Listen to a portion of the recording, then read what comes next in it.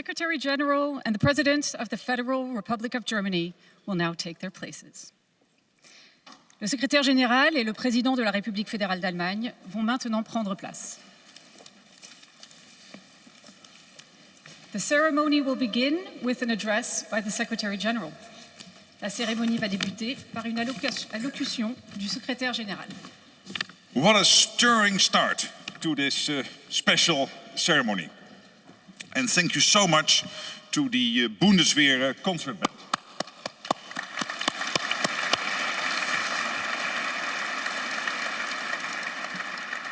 The name of that march is Viribus Unitis.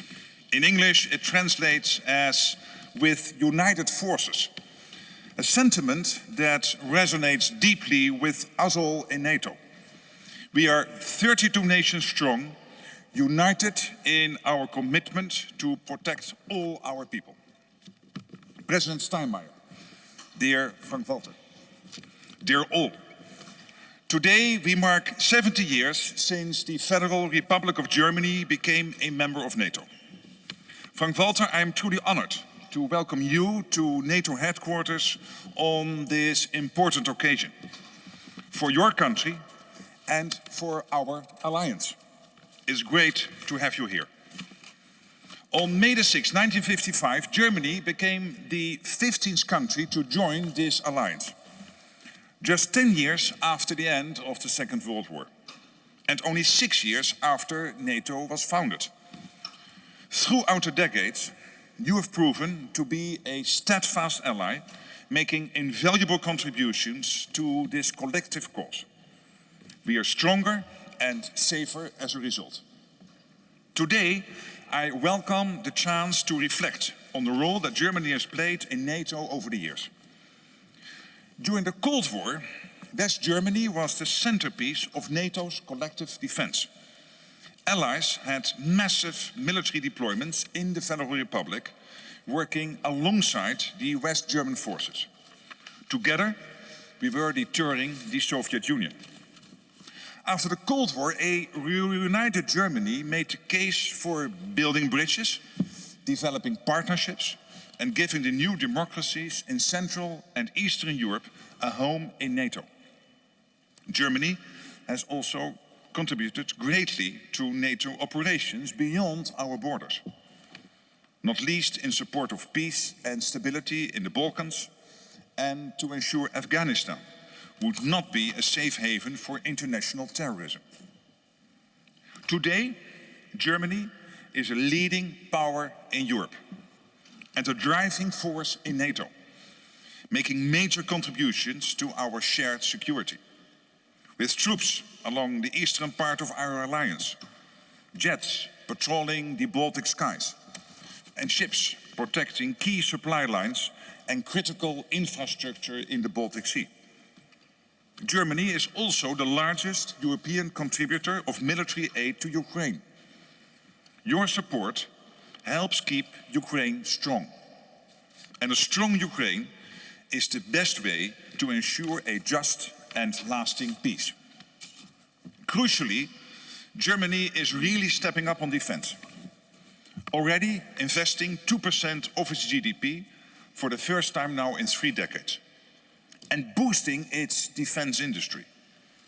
Just recently, the German parliament changed the constitution to massively increase its defense spending. This is remarkable. Another clear demonstration of German leadership. There was a time when NATO wanted to keep the Germans down, as NATO's first Secretary General famously said. Not anymore. The Germans are up. And this is exactly what we need in the face of greater danger.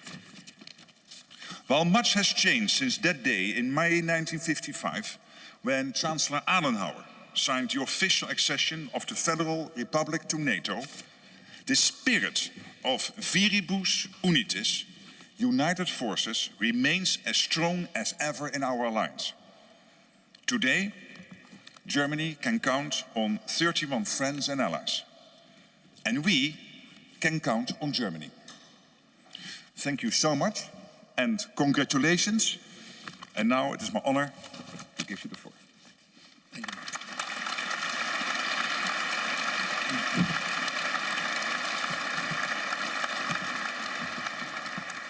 Mr. Secretary General, dear Mark, Mr. Minister of Defense, Excellencies, Generals, ladies and gentlemen, I thank you all for joining us in this celebration today. I thank the Secretary General, my dear friend Mark Rutte, for the warm welcome. Mark, your job is one of the most important and most challenging jobs these days. Imagine there was a job posting for NATO Secretary General going up on LinkedIn today. I'm not sure how many people would say, yep, I'm up for that one. Mark, I'm really glad it is you who is doing this job. Thank you for your leadership. Thank you for your diplomacy.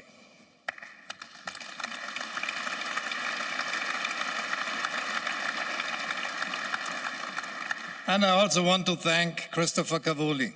He is an outstanding American leader, a great friend of Germany, and a driving force of the alliance. As you all know, the Sakur is already a 4-star general. But as of 30 minutes ago, he is also a knight commander of the German Order of Merit, and it was my absolute pleasure to honor him that way. Congratulations, General Cavoli.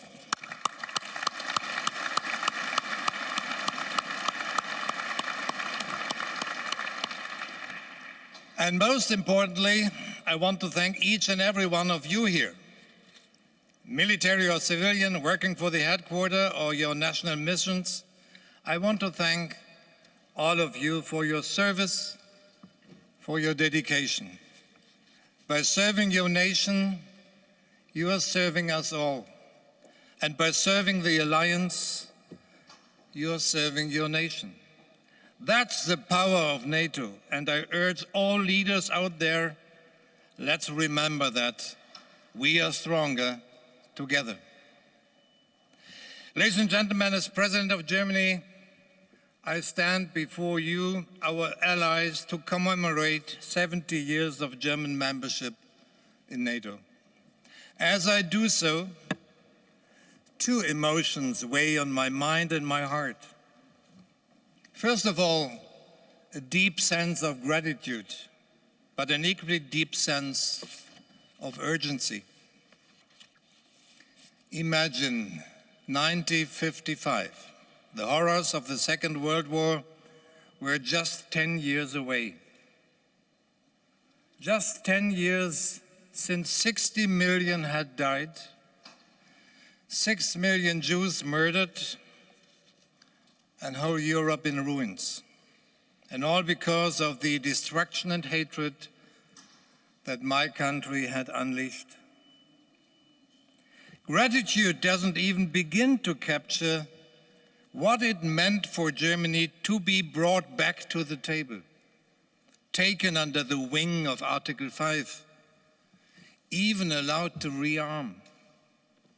Among few other milestones, the joining of the United Nations, the process of European integration, the Ostpolitik of deterrence and detente, this moment in 1955 was a key that opened up my nation's path to peace, prosperity, and unification. 70 years back, it was a decision of remarkable strategic foresight and impact. And I can only wish us and our leaders a similar degree of strategic wisdom today, as the path from here on out looks even more uncertain than it looked back then. It has been, to build on a phrase from Eric Hobsbawm, a long 20th century. Looking at the world today, we are experiencing the end of the long 20th century. Epochal shifts are underway, both to the east and to the west.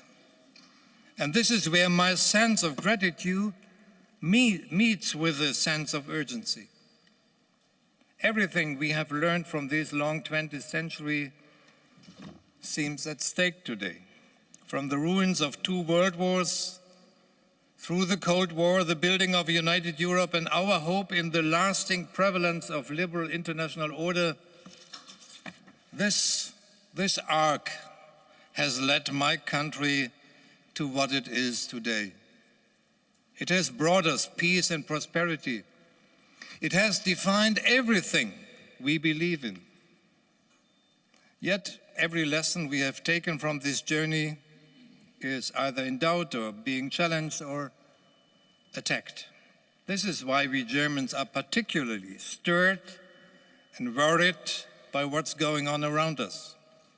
But I say to my fellow Germans, we shouldn't just be worried. We are called upon, and we need to step up. Today, with Putin's war against Ukraine raging on in full force and with the United States putting fierce pressure on its European allies, Germany, I think, is in a crucial position. That's why I speak to you, your allies, not just with gratitude, but with urgency. Germany is being called on, and we heard the call, we got the message, and indeed, Mark, you can count on us. We will continue to strengthen our armed forces, the Bundeswehr, and we will step up investments in our defense industry. We will work hard to meet our commitments to NATO's regional plans. We will continue to be Ukraine's strongest supporter in Europe to uphold its freedom and its sovereignty and its European future. And we will strive to make Germany, both its military and its infrastructure, the backbone of conventional defense in Europe. The fact, you mentioned it, Mark, the fact that Germany's parliament has, by a large supra-partisan consensus, mobilized 500 billion euro over the next 12 years should prove to you that we are serious about it. We mean it, dear friends. Maybe the end of the long 20th century is also reflected in the changing role of my country. Up until now, every milestone for Germany, every turning point for the better, has been, in some way, one of restraint, of embedding, of becoming part of something larger. NATO, for instance, United Nations, the European Union. After all, my country's past, the German question, loomed large in everyone's memory. So yes, for a long time we didn't invest as much in our own defense because the times were different. For a long time, war in Europe had become almost inconceivable. But the tides have turned. Putin has brought war back to this continent. It has laid Europe's security order to waste. Germany now doesn't just need to be part of the whole, but stand up for the whole, maybe even stand out. Today, a badly armed Germany is a greater threat to Europe than a strongly armed Germany. Ein schlecht gerüstetes Deutschland ist die größere Gefahr für Europa als ein stark gerüstetes Deutschland. I think virtually all of our allies have long subscribed to that statement. It is much harder to accept for us Germans ourselves. And in view of our history, I hope you understand why. Still, I urge my fellow Germans to embrace this new reality. That's why I repeated it in German. I'm convinced the most important task of the new German government is to strengthen our armed forces, to close the gap between our promises and our capabilities, to finish what we call the Zeitenwende. We need a strong military, not in order to wage war, but to prevent it. And as a former diplomat, let me add, our foreign policy needs a strong military too, not to replace diplomacy, but to make it credible. An era is ending, and a new era is beginning. One that certainly doesn't look rosy so far. Of course, there are doubts. There is every reason to doubt. In fact, there is a new reason every time you open your social media feeds. There are doubts on both sides of the Atlantic. Many Americans are saying, what's in it for us? Why can't Europe finally take care of itself? And many Europeans are asking, what has happened to our biggest ally? Why are we treated not as partners, but as supplicants? At this 70 years commemoration, I have the luxury of stepping back from the daily irritation. As I look back, full of gratitude to 7 decades of freedom and security, I ask myself, what will it take for us to protect our freedom and security 7 decades from now? My answer is, it will still take the power of the alliance. It will need to be an alliance that rests on 2 equal pillars, a strong Europe and a strong North America. Reassurance, Mark, you are saying usually reassurance is a 2-way street. And if both pillars are equally strong, I'm convinced that this alliance is of irreplaceable value on both sides of the Atlantic. Think of it this way. This alliance was born of the strength of democracies in the 20th century. No country, not even the United States, would be able to create such an alliance again in the 21st century. But all of us, even the strongest, will need allies in this 21st century. So let's make sure to remember what's at stake. Let me end with one final thought. As we are focusing so much on how to shore up our defenses, let's not forget what it is that we are defending. It's not just our territory. It's our freedom, our democracies, and the rule of law. I think we all know that these have come under attack, not just from outside, but very much from within as well. I think all of us, in different ways, in our different political cultures, are feeling the sinister spread of authoritarian trends and tendencies. The long 20th century is ending, but its lessons are not out of date. You can count on Germany's commitment to NATO, but you can also count on our commitment to the principles that we hold dear. Anyone who looks at German history sees how things turned wrong and how things turned right. Anyone who looks at the world today sees how our future could turn either way. So let's keep this precious alliance and let's keep these values strong. It will take us a lot, it will take a lot from us: military might and political acumen, commitment to our values, and respect for our partners. Germany is ready to give all of the above. Thank you so much.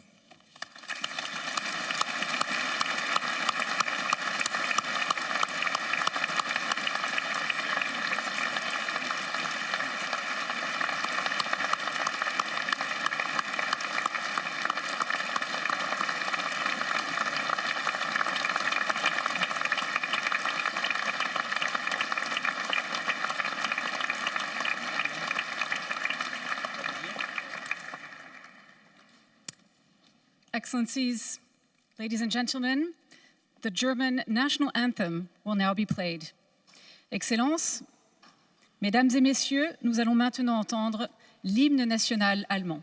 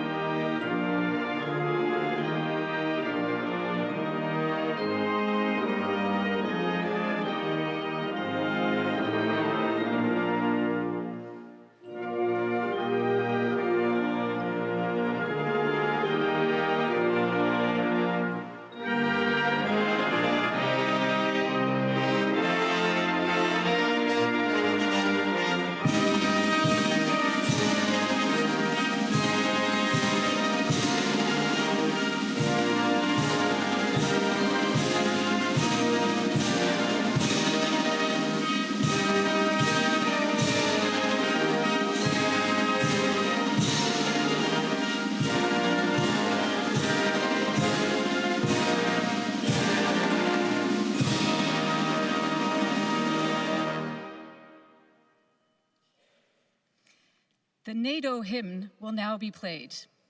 Nous allons maintenant entendre l'hymne de l'OTAN.